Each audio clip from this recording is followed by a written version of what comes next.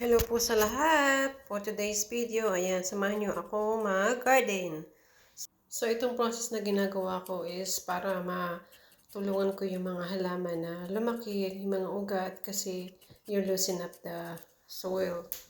Nakakatulong siya para lumaki agad yung halaman. So, ayan, dito magdadamo-damo tayo, bunot-bunot ng damo, linis-linis.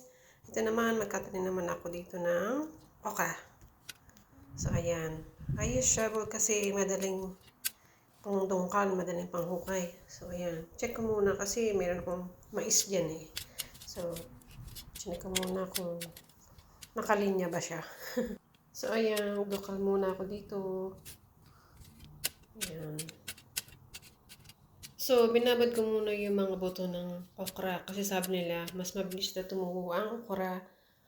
Lalo na pag sinok mo siya o binabad mo siya overnight. So, try natin. So, ayan. Tanim na tayo.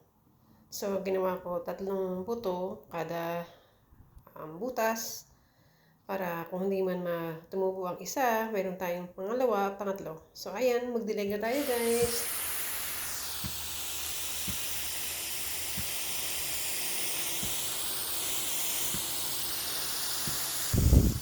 We're watering our okra and the rest of the plants.